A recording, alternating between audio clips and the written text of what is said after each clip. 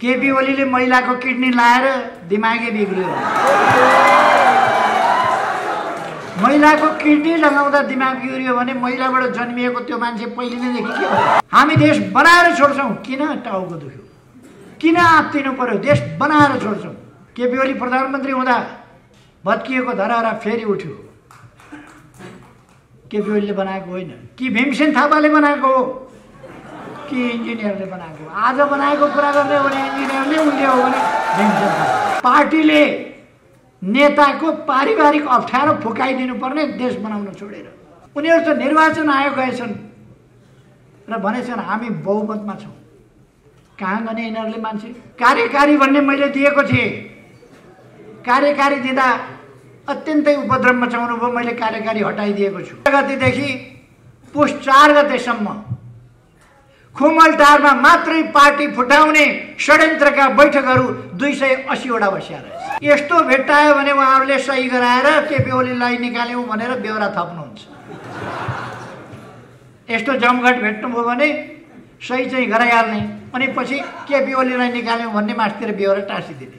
उहाँहरूले हल्ला चलाउनु भयो, जोरदारले कराउनु भयो, सकेसम्म सबै मिलेर कराउनु भयो। केपी ओलीले झुट बोल्यो, नयाँ रहस्यको उद्घाटन केपी ओलीले झुट बोल्यो भनेर। परशुरामका बाबु जमदग्नीको पालामा जस्तो मरेकी आमा बौराई पाउँ भन्दा हुन्छ र? त्यसकारण चुनाव तोकिएकै समयमा हुन्छ। न म भ्रष्टाचार गर्छु न गर्न दिन्छु न भ्रष्टाचारको संरक्षक हुन्छ। नेताको छोरा भएपछि टप्लक्क माथि एकैचोटि केन्द्रमा, नेताको ज्वाइँ भयो भने जहाँबाट आएको भए पनि शासक भइदिन्छ पार्टीको। नेताको आफन्त भयो भने यसै ठुलो भइदिन्छ। नेताले खुलेआम अब त लाज नमानी अप्ठ्यारो नमानी भन्न थाले। यो त मेरो पारिवारिक मामला हो, मलाई परिवारमा अप्ठ्यारो छ। यस कार्यक्रमका अध्यक्ष महोदय, मञ्चमा आसीन पार्टी स्थायी कमिटीका सदस्य एवं माननीय मन्त्री लेखराज भट्टज्यू, माननीय ज्यूहरू, केन्द्रीय कमिटीका सदस्यहरू भनेको पार्टीको केन्द्रीय कमिटीका, विद्यार्थी नेता साथीहरू र सम्पूर्ण सहभागी साथीहरू एवं सञ्चारकर्मी मित्रहरू,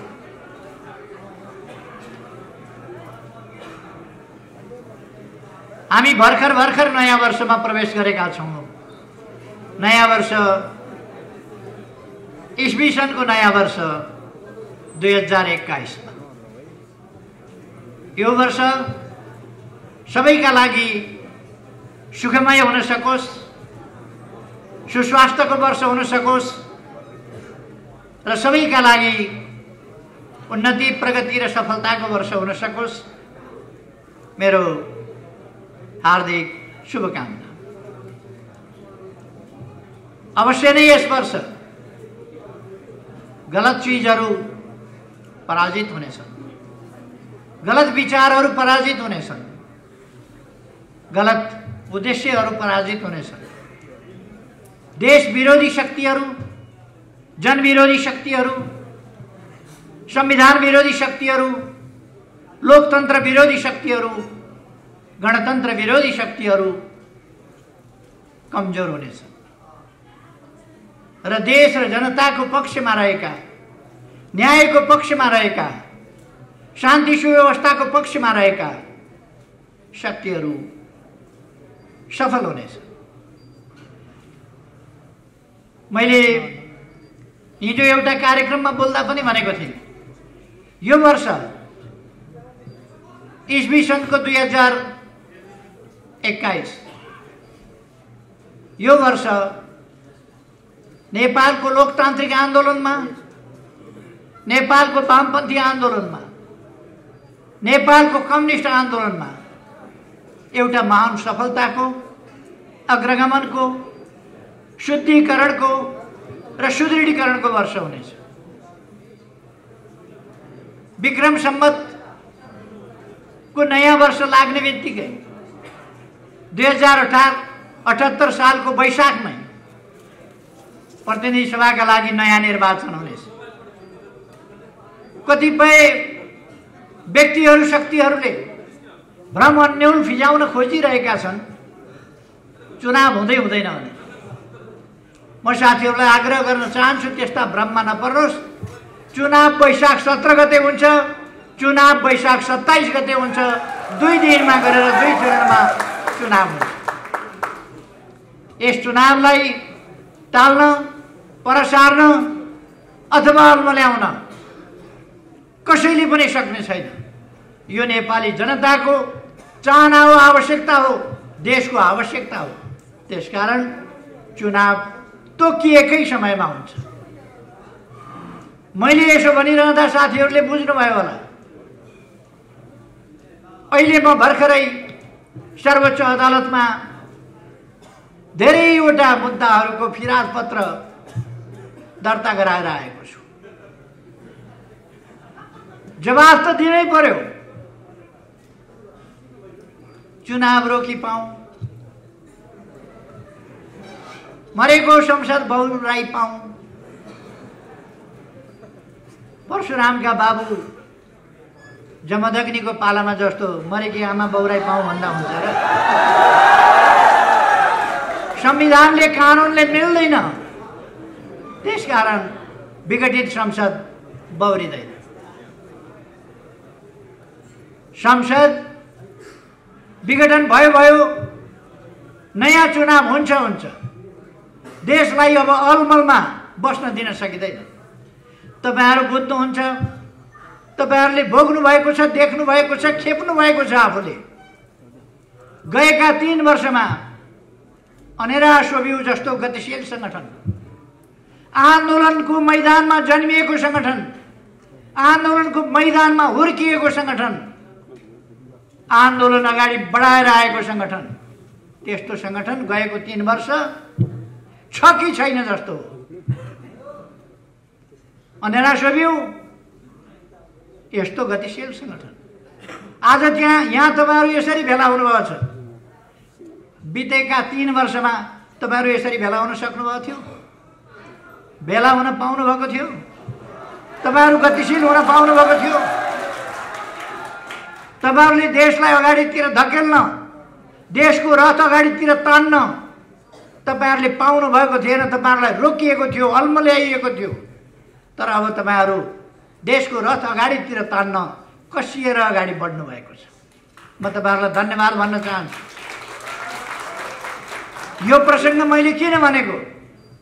अनेरा सोभियु जस्तो संगठन त शिथिल भयो भने युवा विद्यार्थीहरूको यस्तो गतिशील संगठन, संघर्षको मैदानमा जन्मिएको, निरंकुश राजतन्त्र, तानाशाही पञ्चायती व्यवस्था भएका बेला जन्मिएर ठूला ठूला आन्दोलनहरू गरेर गणतन्त्र ल्याएर पञ्चायत फालेर संघीय लोकतान्त्रिक गणतन्त्रसम्म देशलाई पुर्याउने, संविधान बनाउने कुरादेखि लिएर अनेक अभियानहरू सञ्चालन गरेर आएको संगठन।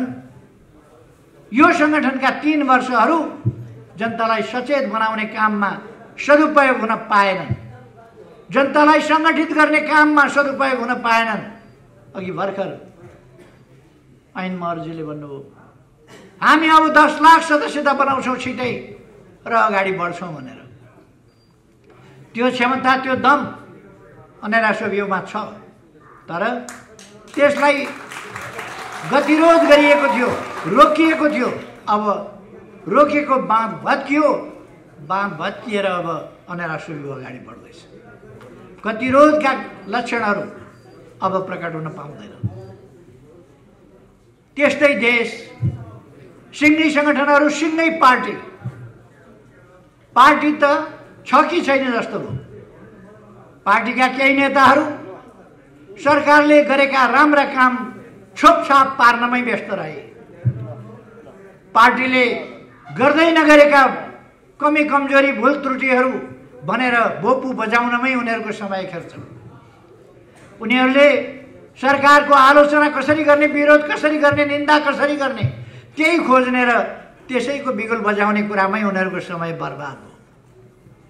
उनीहरूले पार्टी नेतृत्वलाई कसरी खुइल्याउने, पार्टी नेतृत्वलाई कसरी कमजोर पार्ने, त्यसै कुरामा उनीहरूको समय बर्बाद हो। आज बिहान मात्रै मैले रेकर्डहरू पल्टाएर हेरेँ। गएको वैशाख 13 गतेदेखि पुष 4 गतेसम्म खुमलटारमा मात्रै पार्टी फुटाउने षड्यन्त्रका बैठकहरू 280 वटा बसिया रहेछ। खुमलटारमा मात्रै 280 वटा बैठक गनेर मैले रेकर्ड हेरेर 280 वटा। 35 वटा बैठक बाहिर बसेका रहेछन् खुमलटार भन्दा। कहिले कोटेश्वर, कहिले के प्रेसिडेन्सियल कलेज कि के, कहिले अगेनाको डिल, कहिले के यहाँ नयाँ मानेश्वरमा एउटा होटल छ फेरि अर्याल होटल, कहिले कसको घर त कहिले कसको घर। अनि यस्तो भेट्टायो भने उहाँहरूले सही गराएर केपी ओलीलाई निकाल्यौँ भनेर बेहोरा थप्नुहुन्छ। यस्तो जमघट भेट्नुभयो भने सही चाहिँ गराइहाल्ने, अनि पछि केपी ओलीलाई निकाल्यौँ भन्ने मास्तिर बेहोरा टाँसिदिने, त्यो काम गर्नुहुन्छ उहाँहरू। जम्मा 315 वटा पार्टी फुटाउने, सरकारलाई काम गर्न नदिने, नेतृत्वलाई खुइल्याउने, प्रधानमन्त्रीलाई खुइल्याउने, आरोपित र लाञ्छित गर्ने, झुटा लान्छनाहरू प्रधानमन्त्रीमाथि लगाउने, सरकारलाई बदनाम गराउने, कम्युनिस्ट पार्टीको छाला काट्ने र अब कम्युनिस्ट पार्टी कहिले उठ्न नसक्ने कसरी बनाउने, त्यो धन्दामा लागेका बैठक 315 वटा गर्नुभएको रहेछ। खुद्रा मसिना 2 जना 3 जनाका बैठक बाहेक 315 वटा बैठक, जसमध्ये 280 वटा बैठक खुमलटारमा। केही नेताहरूको खुब मिलेका साथी जस्तो, यता गए पनि सँगसँगै छ, कोटेश्वर गए पनि सँगसँगै, खुमलटार आए पनि सँगसँगै, अगेनाका डिलमा आगो ताप्दा सँगसँगै, कुन कलेजमा पढ्न जाँदा सँगसँगै। क्या मिलेको जोडी, के का लागि? आन्दोलन ध्वस्त पार्न, राष्ट्रियता कमजोर पार्न, नक्सा छापेको विरोध गर्न, संविधान संशोधन भएको विरोध गर्न, त्यो कुरालाई ढाकछोप गरेर भ्रष्टाचारको संरक्षक भयो भनेर न म भ्रष्टाचार गर्छु न गर्न दिन्छु, न भ्रष्टाचारको संरक्षक हुन्छु। म अरूका बारेमा धेरै भनिरहन चाहन्न। देशले चिनेको छ, जानेको छ, को कहाँ बसेको छ, कस्तो छ, के खान्छ, सबैलाई थाहा छ, सबैलाई थाहा छ।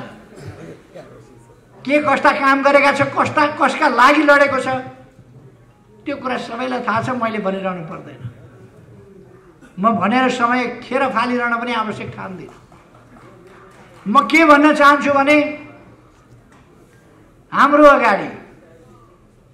अगाडिको कर्तव्य म साथीहरूलाई सम्झाउन चाहन्छु। पहिलो कुरो त म तपाईहरुलाई भन्न चाहन्छु,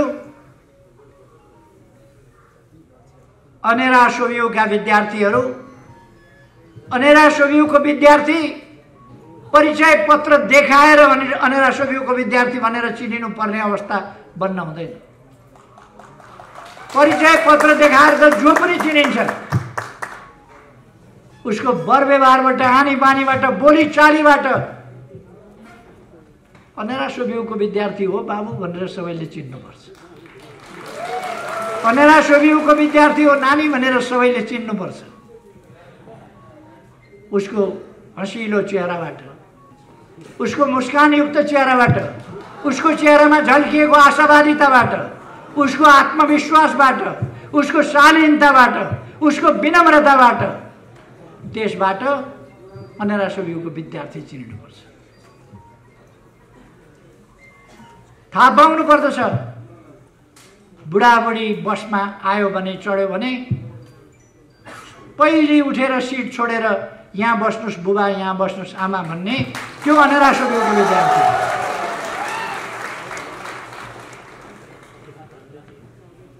अनेरा सोभियुको विद्यार्थी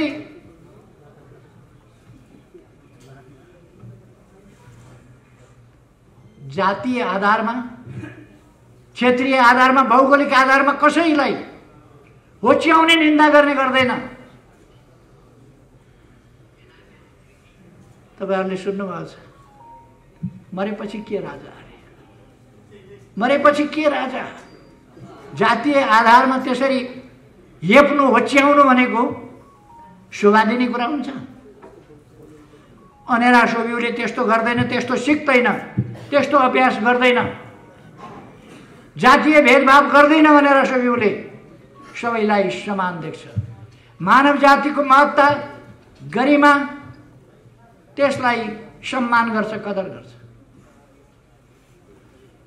एउटा नेताले चर्को भाषण गरेछ अनि केपी ओलीले महिलाको किडनी लाएर दिमागै बिग्रियो।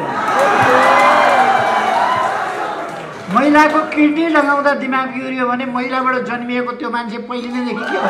म त्यतापट्टि जान चाहन्छु। महिला माथिको कत्रो अपमान हो। महिलाको त किडनी मात्रै लगायो भने पनि मान्छे पागल हुन्छ। त्यो दिन बेलुका तिनलाई श्रीमतीले कसरी खाना दिइन् होला? अचम्म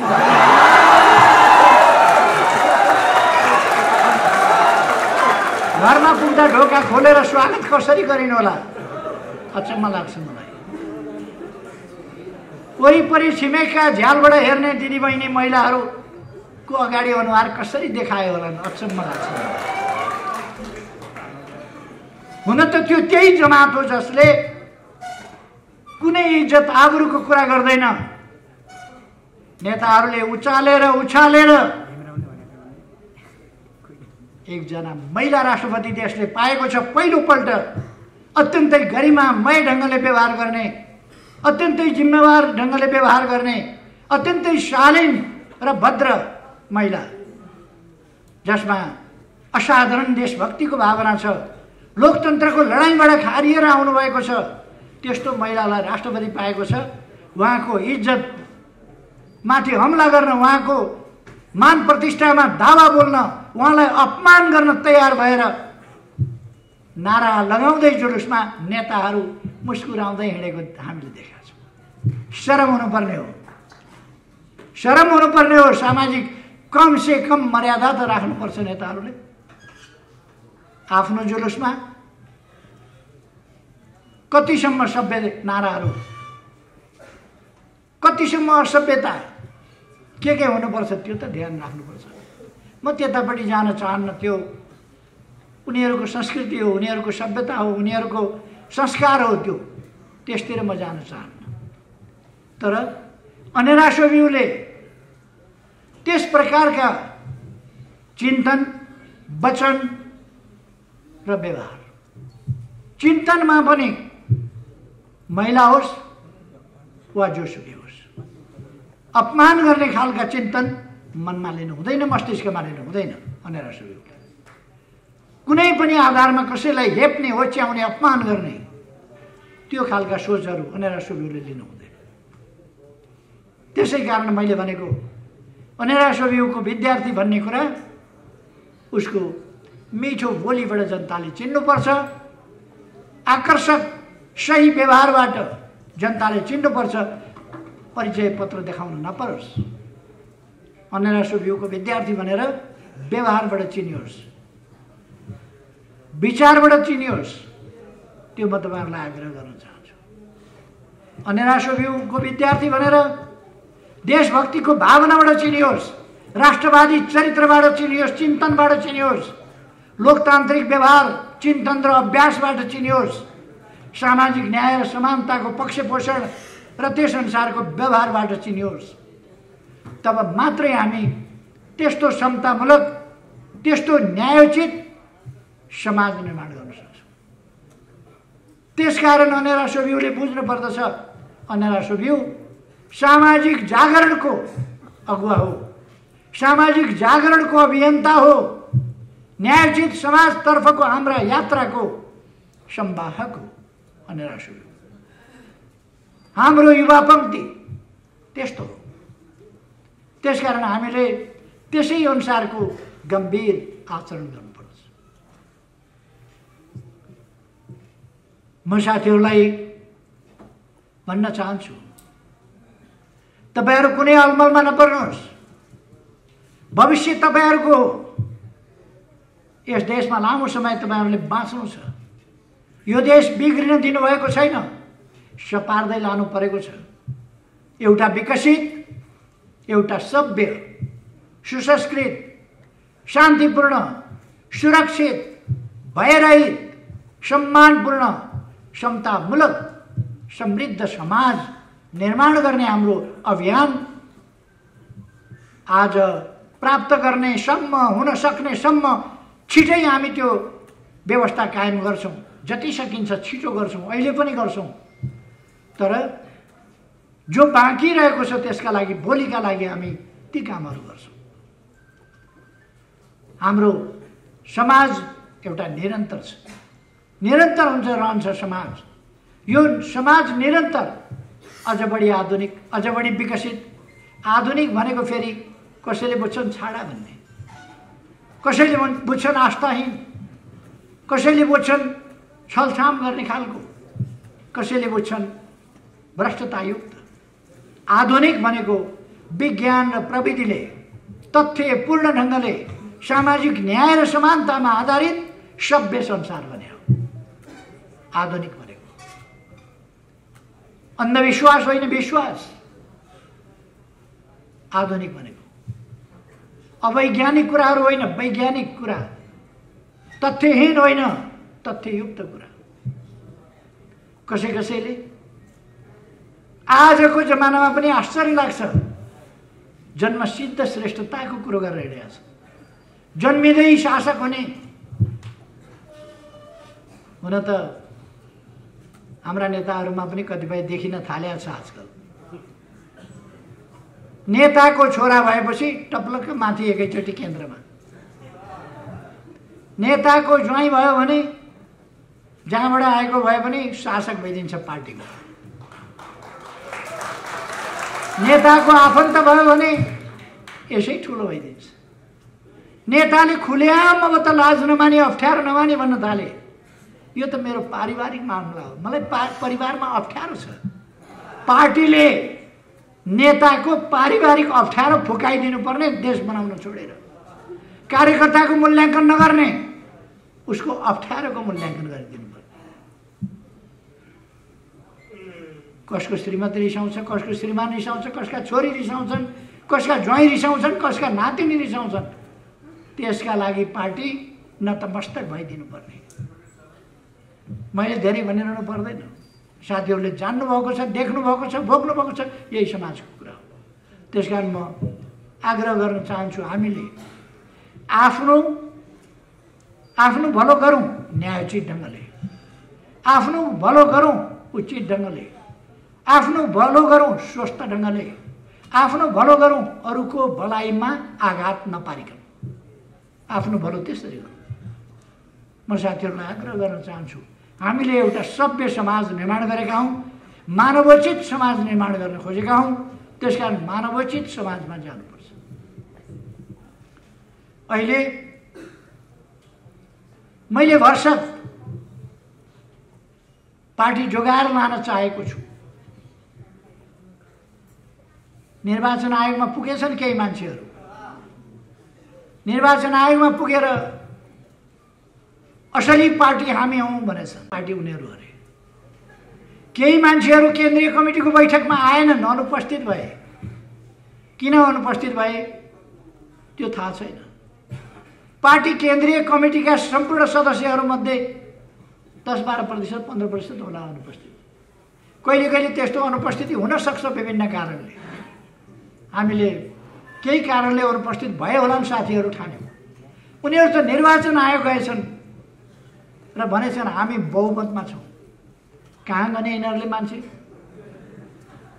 कहाँ गने थाहा छैन।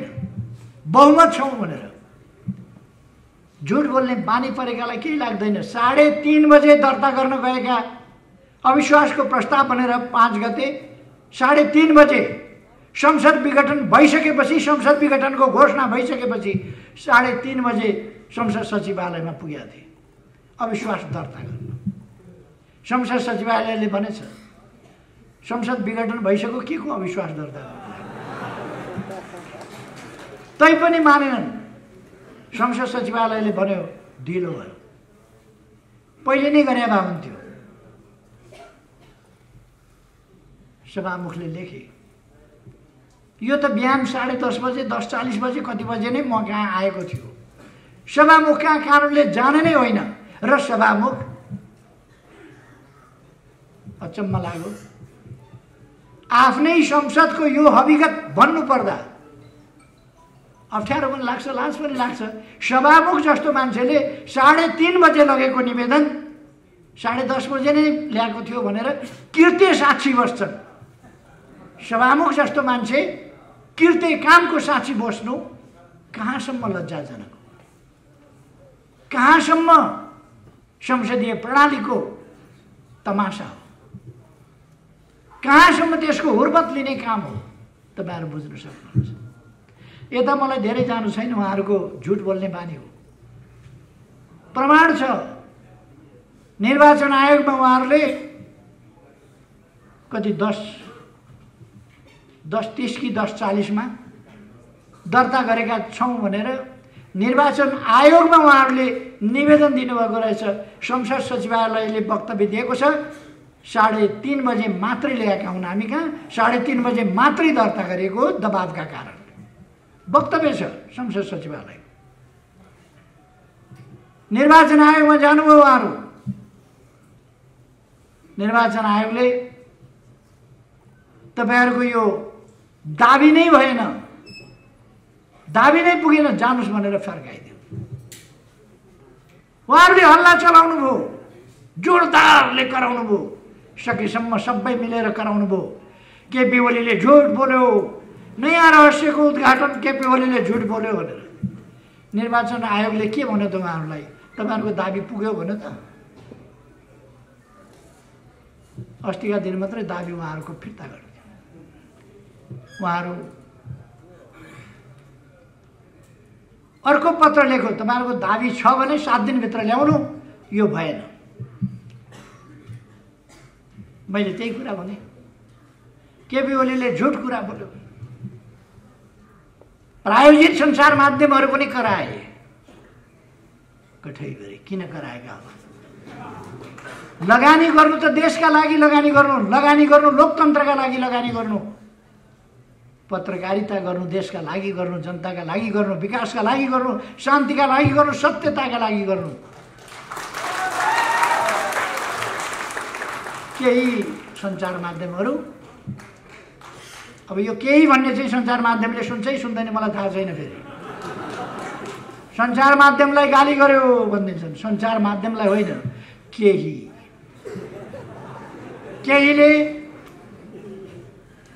केहीले त किन कसम खाएको यो देश बन्छ भनेर किन आत्तिएका हुन् मलाई छक्क लाग्छ। हामी देश बनाएर छोड्छौँ, किन टाउको दुख्यो, किन आत्तिनु पर्यो? देश बनाएर छोड्छौँ। यो देश भत्किन बिग्रिन दिँदैनौँ, यो देश टुक्रिन दिँदैनौँ। यो देशको वास्तविक भूमि सामेल गरेर हामीले नक्सा छापेका छौँ, हामीले संविधान संशोधन गरेका छौँ। नक्सा छापिए अनुसारको भूमि हामी फिर्ता ल्याउँछौँ हाम्रो भोग चलनमा। किन पिर गर्नुभएको? यस कुरामा किन पिर गर्नुभएको?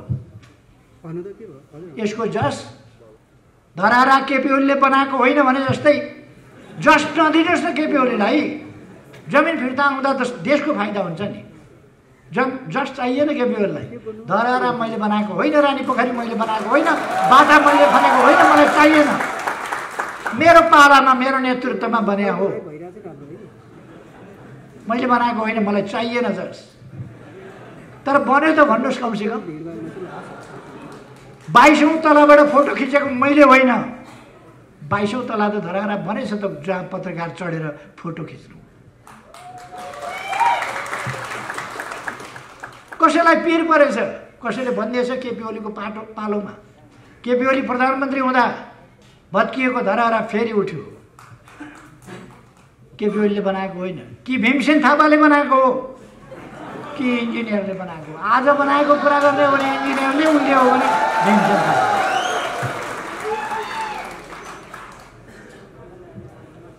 चित्तको कुरा हो त्यो। मलाई चित्तसँग केही भन्नु छैन। खैर, अब हामी सही विचारहरू लिएर, देशभक्तिपूर्ण विचारहरू लिएर, लोकतान्त्रिक विचारहरू लिएर, शान्तिपूर्ण विचारहरू लिएर, सुशासनका विचारहरू लिएर, भ्रष्टाचार विरोधी विचारहरू लिएर, विकासका विचारहरू लिएर, जनताका समस्याहरू समाधान गर्ने विचारहरू लिएर, जनताका सामाजिक समस्याहरू समेतलाई ध्यानमा राखेर तिनको समाधान गर्ने विचारका साथ अगाडि जान्छौँ। ती कार्यक्रमहरू लिएर अगाडि बढ्छौँ र सामाजिक न्याय र समानता, पछाडि परेका ठाउँहरूलाई, क्षेत्रहरूलाई, व्यक्तिहरूलाई, समुदायहरूलाई अगाडि बढाउँदै हामी अगाडि जान्छौँ। त्यसकारण यो अभियानमा अब हामी सामेल हुने हो। हामी अत्यन्तै गतिशील ढङ्गले अगाडि बढ्ने हो। भ्रममा पर्ने होइन, भ्रमबाट मुक्त हुने हो। हाम्रो सूर्य चिन्न पाइँदैन कि कतिपय साथीहरूमा चिन्ता छ। हामीले नपाएर कसले पाउँछ त हाम्रो सूर्य चिन्ह? कार्यकारी भन्ने मैले दिएको थिएँ। कार्यकारी दिँदा अत्यन्तै उपद्रव मचाउनु भयो, मैले कार्यकारी हटाइदिएको छु।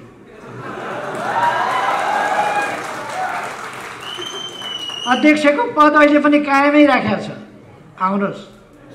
वरिष्ठ नेताहरूको पद कायमै राखेको छ, आउनुहोस्। प्रवक्ता भनेर तोक दिएको थियो। प्रवक्ताले साह्रै बढी च्याक गर्ने, छ्यास गर्ने, दुर्गन्ध फैलाउने काम गरिराख्नुभयो। त्यसकारण प्रवक्ताबाट हटाइएको छ, तर सचिवालय सदस्य कायमै राखेको छ। आउनुहोस्, फर्केर सचिएर काम गर्नुहोस्। हामीले तपाईहरुलाई कारबाही गरेका छैनौँ, पार्टीबाट निकालेका छैनौँ। आफ्नै साथीभाइले गरेको उपद्रव अलिकति सहनु पनि पर्छ, अलिकति क्षमाशील पनि हुनुपर्छ भनेर हामी सही राखेका छौँ। तर उहाँहरू मुद्दा हाल्न जानुहुन्छ अदालतमा, दाबी गर्न जानुहुन्छ निर्वाचन आयोगमा, अनि गाली गलौज गर्दै जुलुस लिएर हिँड्नुहुन्छ। अनि उहाँहरू आत्तिनु भएको छ। अलिकति एउटा नकल पनि गर्नुभएछ, पीडा पनि पोख्नु भएछ। पहिलोपल्ट प्रधानमन्त्रीबाट मेरा विरुद्ध, प्रधानमन्त्रीका विरुद्ध अविश्वासको प्रस्ताव राख्दा निराधार ढङ्गले झुटा आरोपका साथ ममाथि अविश्वासको प्रस्ताव राखिएको थियो। मैले राम्रा कामहरू गरेको थिएँ। चीनतिरबाट यातायात र पारवनको सम्झौता गरेको थिएँ, नाकाहरू खोलेको थिएँ, व्यापार सम्झौता गरेको थिएँ, अरू थुप्रै कुराहरू भएका थिए।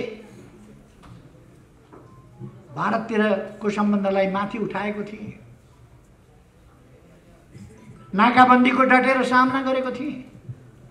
यी सबै कुराहरूले आत्तिएर केपी ओली लोकप्रिय हुने भयो भन्ने डर उहाँहरूलाई परेर उहाँहरूले झुटा आरोपका साथ ममाथि अविश्वासको प्रस्ताव राख्नुभयो। त्यसको जवाब दिँदै मैले भनेको थिएँ, मैले अलिकति उहाँहरूको तौर तरिका देखेर अलिक आक्रोशित भएर मैले भनेको थिएँ।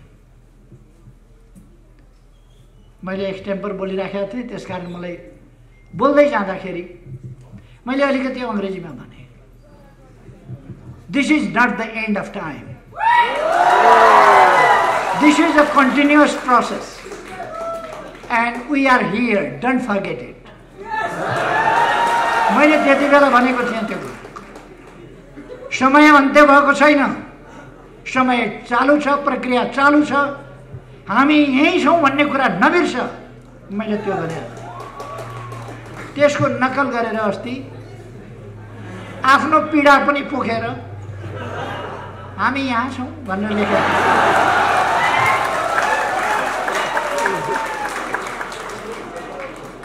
मैले ती बस्दै गर्नुहोस् भनेको थिएँ, फेरि हिँड्नु भएछ।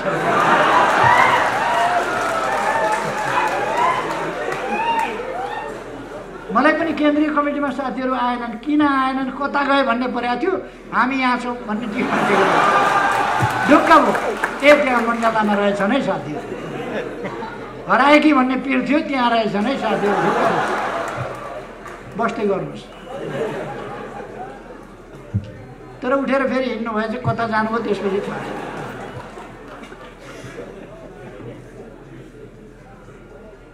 एकजनाले सुगा पालेछ अनि सुगालाई रमाऊ रमाऊ खुसी हौ, रमाऊ रमाऊ खुसी हौ भन्न सिकाएछ। सकारात्मक सोच हुनुपर्छ भन्ने छ नि आजकल। हो त्यही लाइनमा उसले कति गोपी कृष्ण कहो सिकाउने भनेर रमाऊ रमाऊ खुसी हौ, रमाऊ रमाऊ खुसी हौ भन्ने। एकजना कोही मर्यो, सुगालाई के मतलब, उसले रमाऊ रमाऊ खुसी हौ, रमाऊ रमाऊ खुसी हौ। सुगाले त त्यही बोल्ने हो। कुन प्रसङ्गमा मैले हामी यहाँ छौँ, नबिर्स फेरि फर्केर आउँछौँ भनेका थियौँ। हामी फेरि फर्केर आउँछौँ, त्यसको नकल गरेको मण्डलामा हामी यहाँ छौँ। दुनियाँलाई थाहा भयो आजकल उहाँहरू मण्डलामा आउनुहुँदो रहेछ। सबैलाई थाहा भयो मण्डलामा आउनुहुँदो रहेछ।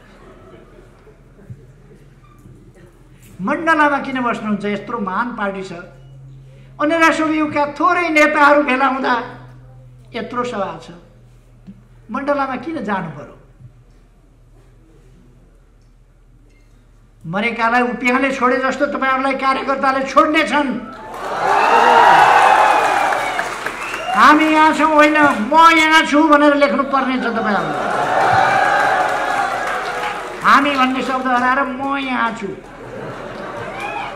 किन त्यो नौबत, किन त्यो अवस्थामा पुग्नुहुन्छ? आउनुहोस्, पार्टीमा आउनुहोस्, हामी फेरि यहीँ छौँ भनेर लेख्नुहोस्। हामी फेरि यहीँ आइपुग्यौँ। तपाईँहरूलाई फेरि पनि हामी गल्ती कमजोरी र बदमासीका बावजुद 100 खत माफ। आउनुहोस्, देश बनाउने यस महाअभियानमा तपाईँहरूका स्वार्थी प्रवृत्तिहरू त्यागेर आउनुहोस्। अब तपाईँहरूका आत्मकेन्द्रित स्वार्थी पदलोलु महत्त्वाकांक्षी प्रवृत्तिहरू छोडेर आउनुहोस्। तपाईँहरूका छटपटी केमा छन् देशलाई थाहा छ, दुनियाँलाई थाहा छ। तपाईँहरू किन छटपटाउनु भयो सबैलाई थाहा छ। त्यस्ता छटपटीहरू छोडेर आउनुहोस्। पार्टीमा तपाईँहरूका ठाउँहरू यथावत छन्। तपाईँहरू बस्ने कुर्सी हामीले यथावत राखिदिएको छ। तपाईँहरूलाई पीर कुर्सीको छ, धेरै थाहा छ। तपाईँहरूलाई कुर्सीको पीर भएको हुनाले कुर्सी यथावत राखिदिएको छ पार्टीले। आउनुहोस्, बस्नुहोस्। खैर, उहाँहरू आउनु भएन भने पनि यो अभियान अगाडि बढ्छ।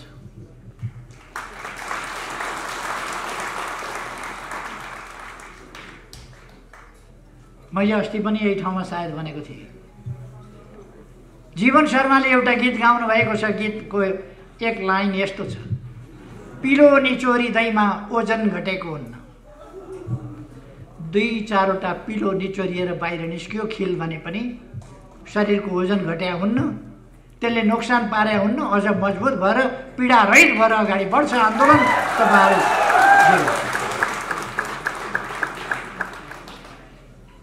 म भन्न चाहन्छु, तपाईँहरू नहुँदा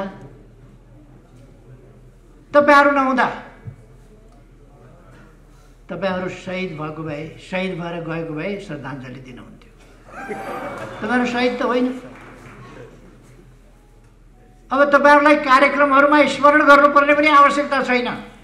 खालि तपाईँहरूले जुन धुलो उडाउनुहुन्छ त्यसमा हामीले पानी छम्किनुपर्छ, त्यो धुलो बस्छ त्यति। तपाईँहरूले दुर्गन्ध फैलाउनुहुन्छ, त्यहाँ हामीले अलिकति अत्तर छर्किनुपर्छ। तपाईँहरूले अनेक फोहोर मैलाहरूको डुङ्गुर फैलाउनुहुन्छ, छर्किनुहुन्छ, छर्नुहुन्छ, हामीले त्यसलाई सफा गर्नुपर्छ। यो लडाईँ उद्देश्यहरूको लडाईँ हो, यो लडाईँ विचारहरूको लडाईँ हो। जालझेल टिक्णमले हाम्रा महान उद्देश्यहरूलाई ओझेल पार्न सक्दैन। हाम्रा महान विचारहरूलाई, हाम्रा महान यात्रालाई यस सानोतिनो व्यवधानले रोक्न सक्दैन। तपाईहरू आन्दोलनभित्र बसेर, पार्टीभित्र बसेर, घाँसभित्रै छुपेर बसेको, लुकेर बसेको हरियो साप जस्तै आन्दोलनभित्र बसेर आन्दोलनलाई कमजोर पार्ने, आन्दोलनलाई बदनाम गर्ने, कम्युनिस्ट पार्टीको 2/3 कामै लागेन भन्ने, 2/3 हामीसँग अलिकति थिएन, तर उहाँहरूले 2/3 को सरकार कामै लागेन भनेर कराको कराई गर्नु।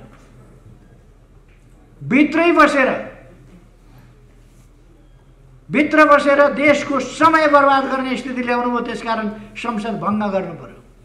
अब तेज तर्रार सांसदहरूको, अब षड्यन्त्रकारीहरूको होइन, जालझेल र टिक्णमकर्ताहरूको होइन, आफू आफ्ना सन्तान, आफ्ना नातागोता र आफन्तहरूलाई मात्रै हेर्नेहरूको होइन, देश हेर्ने, देश बनाउने, जनता हेर्ने, जनतालाई माया गर्ने, जनताका समस्या समाधान गर्न अगाडि बढ्नेहरूको संसद बन्नेछ। हेर्दै जानुहोला, हेर्दै जानुहोला। अलिक समय तपाईहरू पछि पछि कुद्दै गर्नुहुनेछ। हाइवेमा बस कुद्यो भने त्यस हाइवेमा कतैबाट झरेर आएको सुकेको पात त्यो बससँगै अलिक परतिरसम्म सँगसँगै कुद्छ, तर त्यो एकछिनपछि त्यहीँ छोडिन्छ, बस मात्रै अगाडि जान्छ। तपाईहरूले बुझ्नु भए हुन्छ, सुकेका पातहरू एकछिन हल्लिने हुन्, त्यसपछि ती थानको लाग्छन्, बस अगाडि बढ्छ।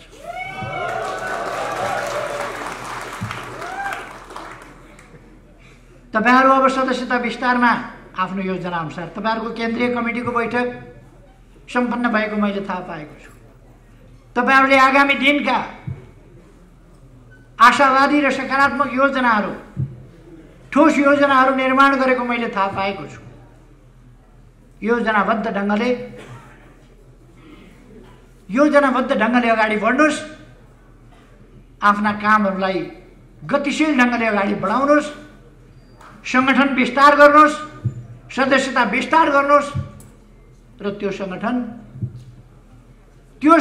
देश र जनताको लागि, विद्यार्थी समुदायको लागि, युवा समुदायमा जागरण ल्याउनका लागि, युवा समुदायलाई अलमलमा पर्न नदिनका लागि, युवा समुदायलाई सचेत र सङ्गठित गर्नका लागि त्यो संगठन, त्यस ढङ्गले तपाईहरूले त्यसलाई परिचालित गर्नुहोस्।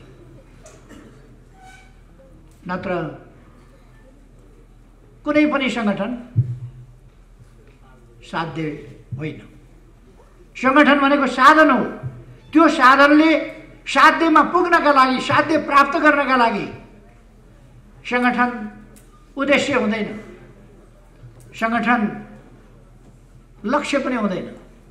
संगठन उद्देश्य र लक्ष्यहरूमा पुग्नका लागि संगठन कार्यक्रम होइन, कार्यक्रम कार्यान्वयन गर्नका लागि, संगठन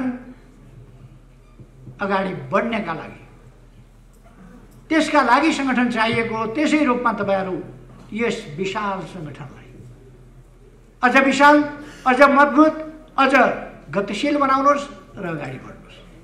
आज जनताले तपाईँ युवा विद्यार्थीहरूबाट त्यही अपेक्षा गरेको छ।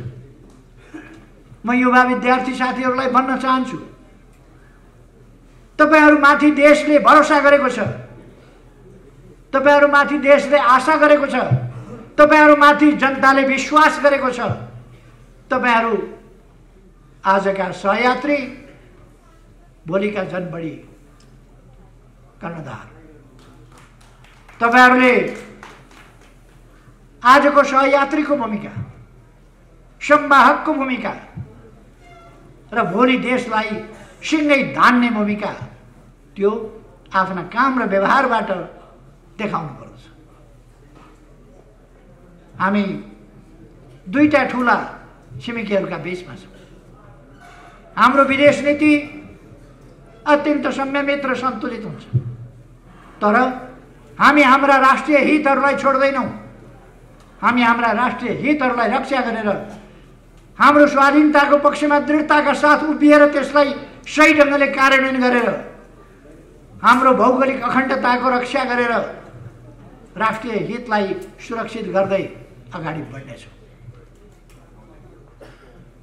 हामी समृद्ध नेपाल, सुखी नेपालीको राष्ट्रिय आकांक्षा त्यसलाई पूरा गर्नका लागि अगाडि बढ्नेछौँ। हाम्रो राष्ट्रिय आकांक्षा हामी पूरा गरेर छोड्छौँ। तपाईहरुलाई एउटा कुरा बताऊँ,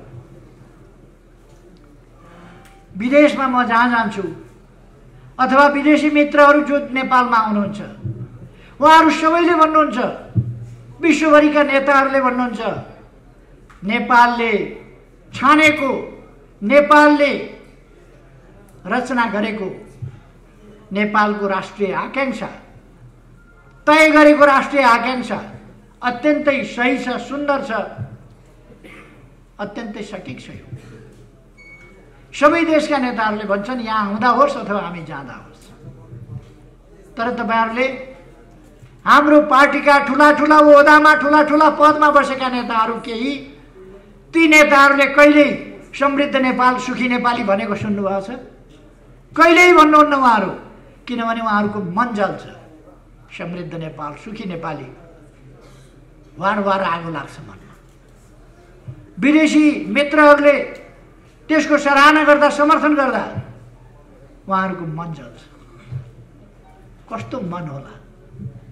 समृद्ध नेपाल, सुखी नेपाली भन्न नसक्ने, समृद्ध होस् नेपाल, सामाजिक न्याय समानता सहितको होस् नेपाल,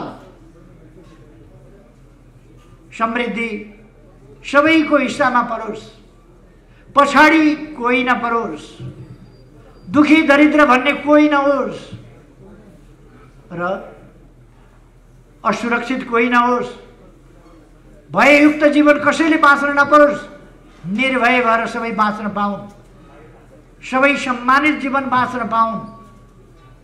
यसरी सुखी समृद्ध नेपाल र सुखी नेपाली, यो आकांक्षासँग उहाँहरूको वैरभाव केमा हो? उहाँहरू कहिल्यै बोल्न सक्नुहुन्न, उहाँहरूको मुखले बोल्न सक्दैन, उहाँहरूको मनले त्यसलाई पचाउन सक्दैन, उहाँहरूको मस्तिष्कले त्यसलाई पचाउन सक्दैन।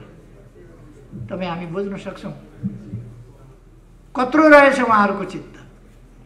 राष्ट्रको समृद्धि सुन्न सक्नुहुन्न, राष्ट्रको समृद्धि भन्न सक्नुहुन्न, देशको सुख, जनताको सुख भन्न सक्नुहुन्न। उहाँहरू कत्रो रहेछ उहाँहरूको चित्त, के रहेछ उहाँहरूको मन, उहाँहरूको भावना के रहेछ, यी सबै कुरा तपाईँ हामीले देखेका छौँ।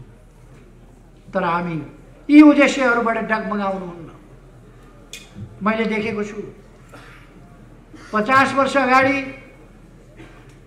देशमा जति बेला लोकतान्त्रिक शक्तिहरू कमजोर भएका थिए, तानाशाही दमनबाट छेदविच्छेद भएका थिए, चल्न सक्ने अवस्थामा थिएनन्, कोही जेलमा, कोही निर्वासनमा, प्रवासमा, कोही चुपचाप स्थितिमा।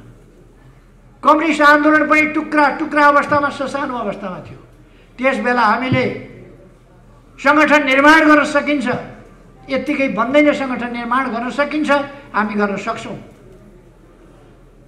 त्यसै गरेर आन्दोलन निर्माण गर्न सकिन्छ, अन्यायपूर्ण व्यवस्था ढाल्न सकिन्छ, राजतन्त्र फाल्न सकिन्छ, लोकतान्त्रिक गणतन्त्र ल्याउन सकिन्छ। त्यसका लागि एउटा महान आन्दोलन सिर्जना गर्न सकिन्छ। त्यस्तो आन्दोलन सिर्जना गर्न विशाल र सशक्त कम्युनिस्ट पार्टी निर्माण गर्न सकिन्छ। त्यो थालेका थियौँ र परिवर्तन यहाँसम्म ल्याइपुर्याएका छौँ। आज एउटा सेक्सनको सानो हिस्सा विद्यार्थी संगठनको नेतृत्वको एउटा सानो पंक्ति मात्रै उपस्थित हुँदा यति विशाल छ भने सिंगै समाजको हिस्सा यसै गरी उत्साहित भएर आज अगाडि बढेको छ। यति सकारात्मक स्थितिमा, यति अनुकूल स्थितिमा हामीलाई देश बनाउनबाट कसले रोक्न सक्छ? राष्ट्रियताको रक्षा गर्नबाट हामीलाई कसले रोक्न सक्छ? लोकतन्त्रको रक्षा गर्नबाट कसले रोक्न सक्छ? संविधानको रक्षा गर्नबाट कसले रोक्न सक्छ? संघीय लोकतान्त्रिक गणतन्त्रको रक्षा गर्नबाट कसले रोक्न सक्छ? त्यसको सही कार्यान्वयन गर्नबाट हामीलाई अब कसले रोक्न सक्छ? कसैले रोक्न सक्दैन। हामी अगाडि बढ्नेछौँ यो आत्मविश्वासका साथ। तपाईहरु अगाडि बढ्नुहोस्। तपाईहरुलाई म शुभकामना भन्न चाहन्छु। तपाईहरुका हरेक प्रयासहरू सफल होस्।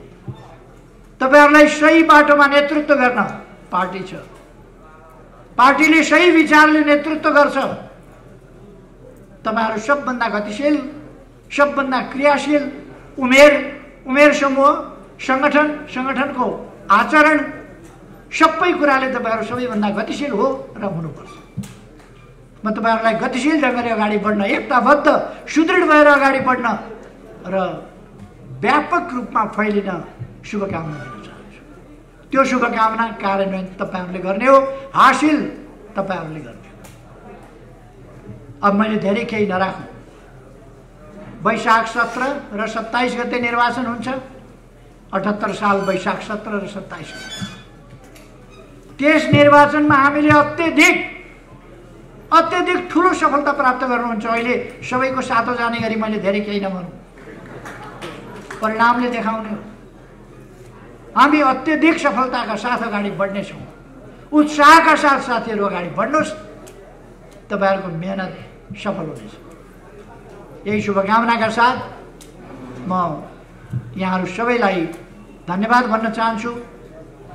धन्यवाद। आफ्नो भनाइ यही टुङ्ग्याउँछु।